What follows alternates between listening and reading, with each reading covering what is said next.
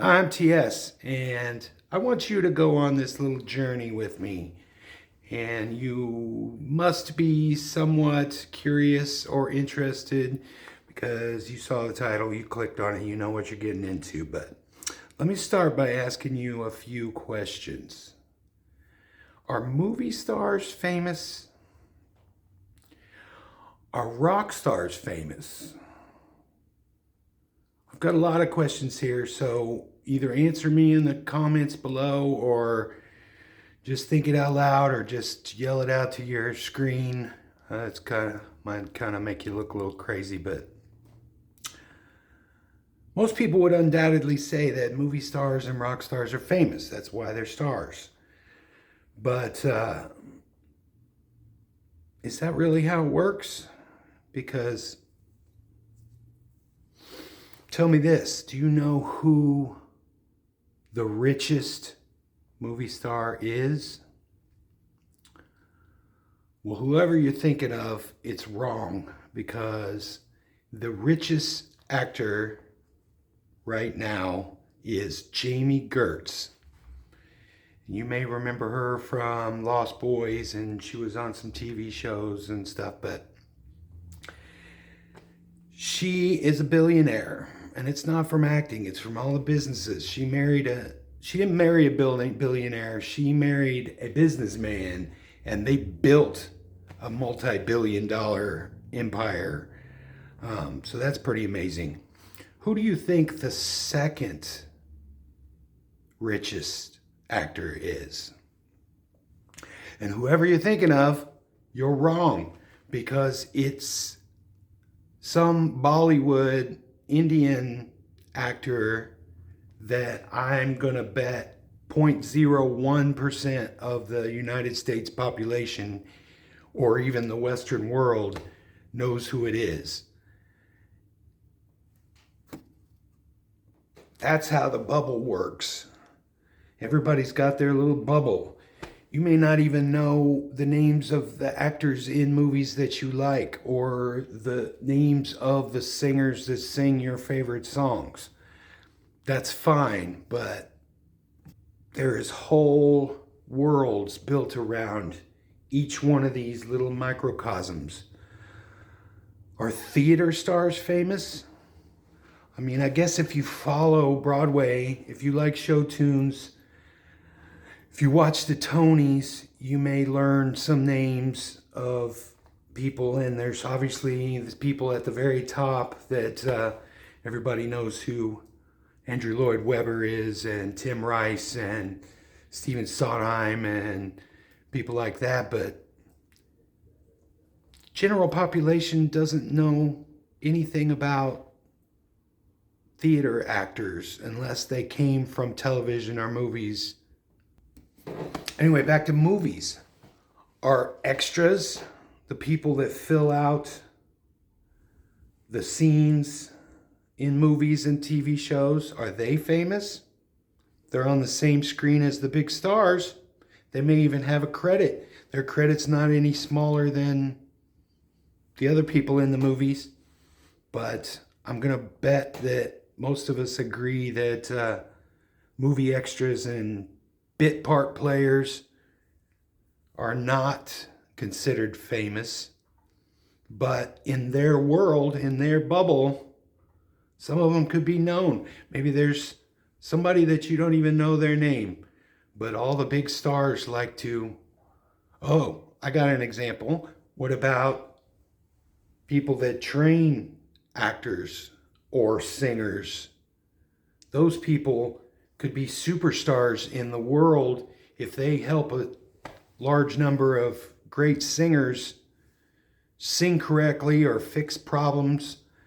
Those people are rock stars to those people are rock stars to the rock stars. Are visual artists, painters and sculptors and photographers, are those people famous? I mean, I guess in their own little world. I just Googled the top 30 greatest living artists, and I recognized two names. on that list. So, are they famous? In their bubble, maybe they are. Let's go back to music. Are roadies famous? Probably not. You'd probably say no. Are groupies famous?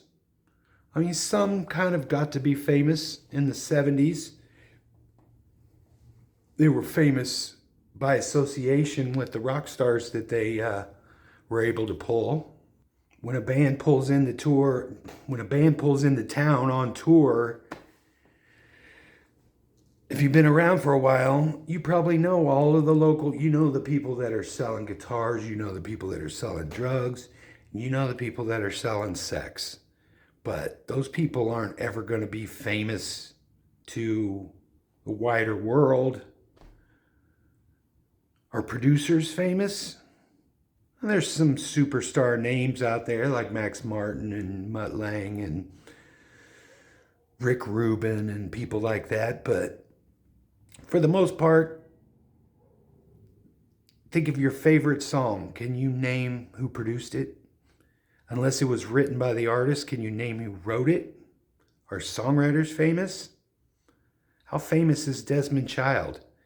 He probably wrote some of the best songs of the 80s, starting in the 70s, but in the 80s and 90s, he's probably the biggest songwriter that there was.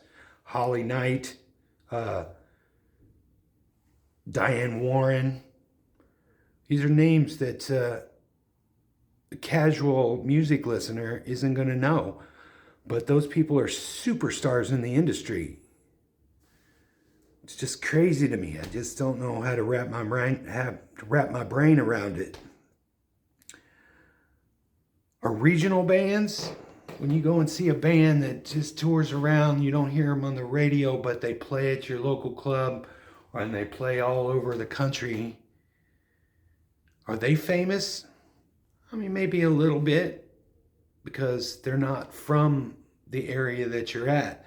But local musicians, you probably wouldn't consider them famous because you know them. We just had a band come through a couple weeks ago that's a local or regional band, and they had a handful of people that travel around, follow them around, watch them play everywhere that they go. They're just slowly building it. That's why the concept that you learn, somebody wrote a book, I can't remember who it was, but it's the concept of the 1,000 true fans. And the theory goes that if you can make 1,000 true fans, not just somebody that likes to come see you play occasionally and enjoys the music, a true fan is somebody that buys everything you put out. If you can get 1,000 true fans to give you $20 a year, that's one t-shirt. You could make a minimum wage living basically off of that. But 1,000 doesn't seem a lot when you're comparing it to Taylor Swift numbers, but can you even picture 1,000 people in one place coming to see you? It's harder than it seems. It's way, way harder than it seems. All right, let's get back out of the tangent. There's going to be a lot of tangents here because I didn't actually script this out in an outline form. I just kind of, it just kind of regurgitated out onto the page. So I would bet that Gen Z and Gen Alpha could name 5 TikTok or YouTube creators before they can name the 2 senators that are from their state, and probably their governor too. That's the hierarchy of politics is kind of president, the vice president, speaker, governors, senators, and I think it's 2 different chains of command. Some people would probably put senators above governors. But under that would be your representatives. You might know the representative from your area, maybe not. Depends on how hands-on they are with their job. Then you go mayor of your city. I don't even know who the mayor of our town is, and I like to be even somewhat involved in local politics, and I'm ashamed to say that I don't even know who my mayor is right now. And probably sheriff. Some small towns, sheriff probably has more authority than the mayor. Just depends on their all their little dealings and stuff. But I've come to realize that their authority rubs off on... I lost my place. You know them in relation to how their authority rubs off on your daily life. Meaning, I bet Gen X and boomers that still do a lot of radio and television and maybe some streaming stuff, but I bet the older generations only get a sliver of the actual culture that's out there. I'm going to guess that they don't know any TikTok artists, any YouTube artists. They just get what's rubbed off on their life through their algorithm. And I still call it an algorithm, even if it's not in the algorithm. If you watch The Tonight Show or watch the evening news and there's a story about Chappell Roan, or if a big star goes on The Tonight Show or Stephen Colbert, or even if you watch Fox News, which is not real news, but they still count as mainstream media. I remember when that Maneskin song, Beggin', was real big. It was the biggest song in the country for like 4 months. They went on Saturday Night Live, and literally the next day, my dad goes, "What do you know about this?" And I said, "Stop." And I told him the whole story of the band and the song and da-da-da-da-da. But he was totally unaware. He's totally unaware of most things unless he sees it on CNN, Jeopardy, or the nightly news, or the Tonight Show, or Jimmy Kimmel, or... Is that the Tonight Show? I get the Tonight Show and the Late Show. Jimmy Kimmel and Jimmy Fallon, basically. My dad watches the Grammys every year, and I just told him this last time, I said, "Why do you even torture yourself with this? You don't know, 1 out of every 8 people that come across the screen." And he just tries to stay up to date, but it's a drop in the bucket. You just can't. I try to stay with my ear to the ground about most things, and I can't even keep up with how it works most of the time, but I'm sure that in certain aspects that's how it works with everybody. I guess that's the lesson there, is maintain your position, but you have to figure out a way to rub against the edges of your bubble and get out of your bubble. I mean, that's why people like Madonna and David Bowie would reinvent themselves all the time. Some actors can do that. Kind of like seeing Led Zeppelin on the cover of People magazine in 1973 or 74. It was like, that's just... I bet there was a whole gang of people that had never even heard, never even cared, and they're like, "Who are these people?" Or when Marilyn Manson gets on was on mainstream media, that was usually for something bad. He was being accused of all that crap when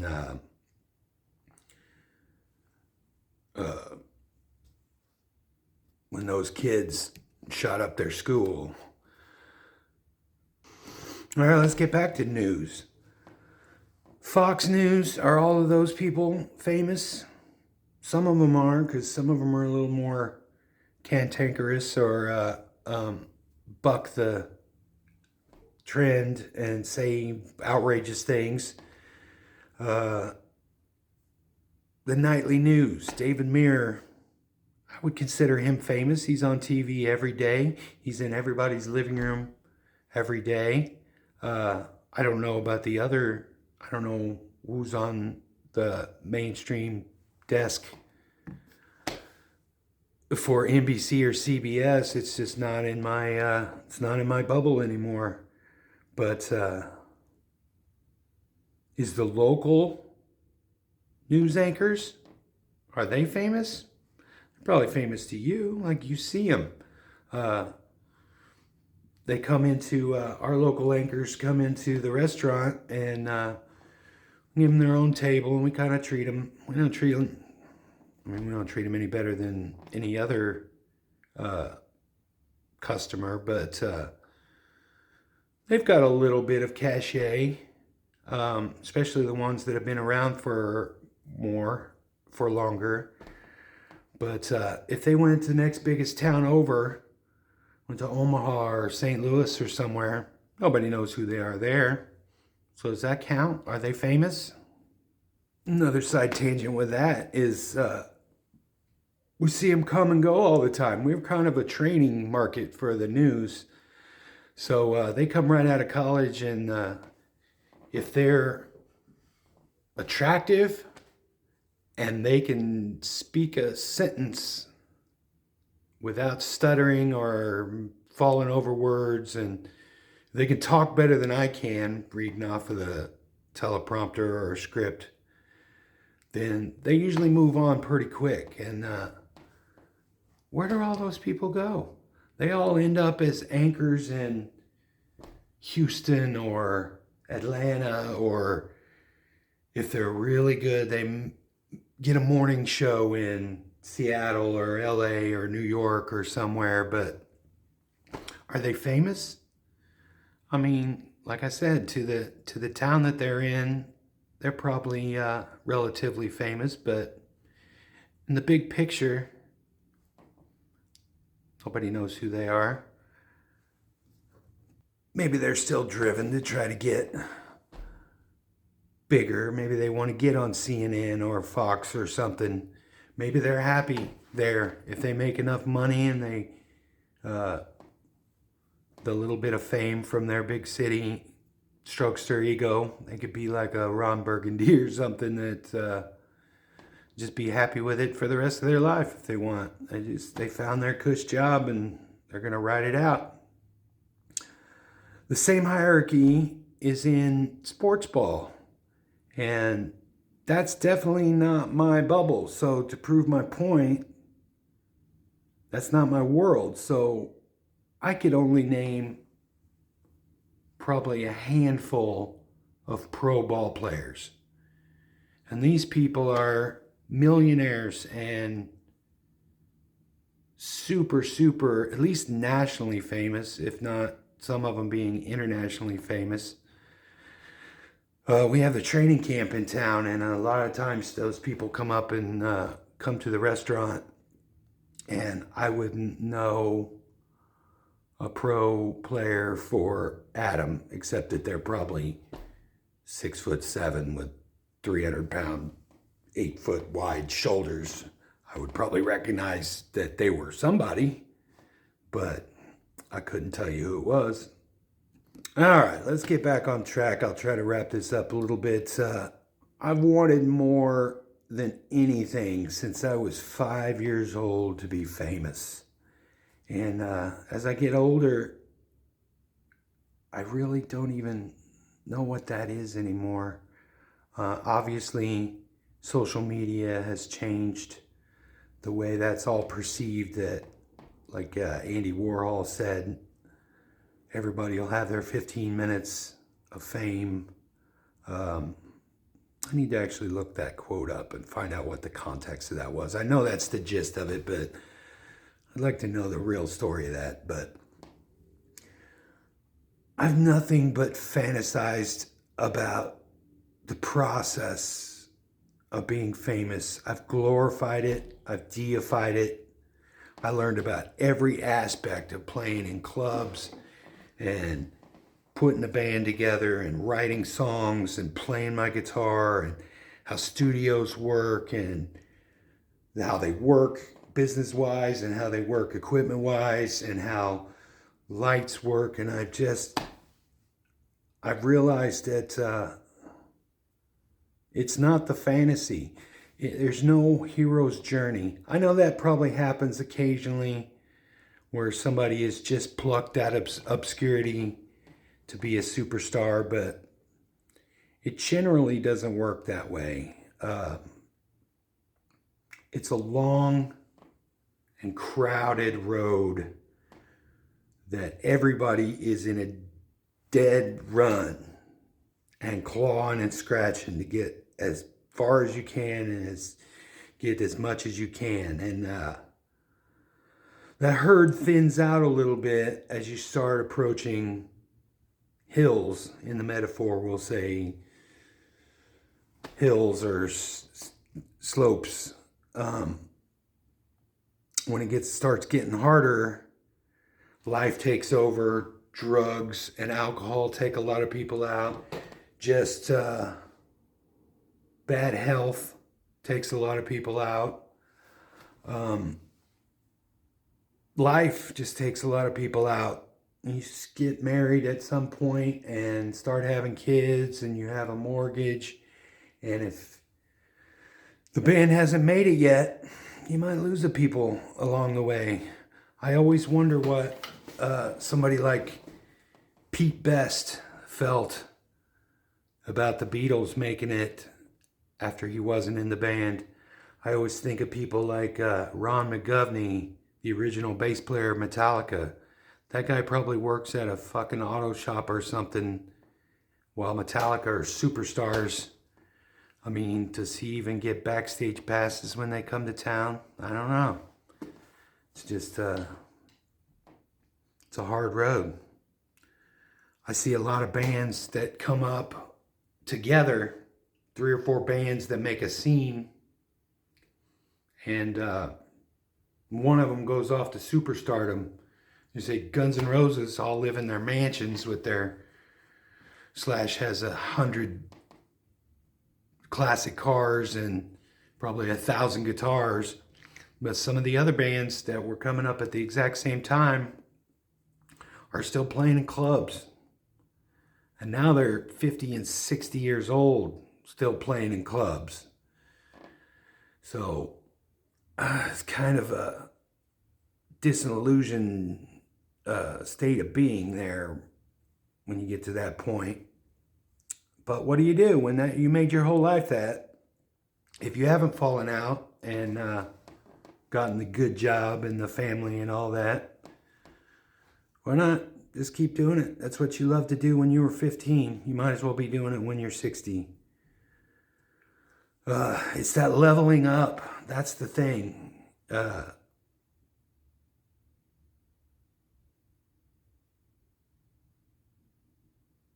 You're on that road, heading down that road, and you level up. You look around and you realize the herd is thinned out a little bit, but it's still just as hard, because now the only people that are left are the ruthless motherfuckers that would do anything to make it. And they're better players than you, and they're better looking than you, and they sing better than you, and they have better equipment than you, and they know more people than you. So you just gotta run harder. You just gotta put your nose to the grindstone and just keep doing it.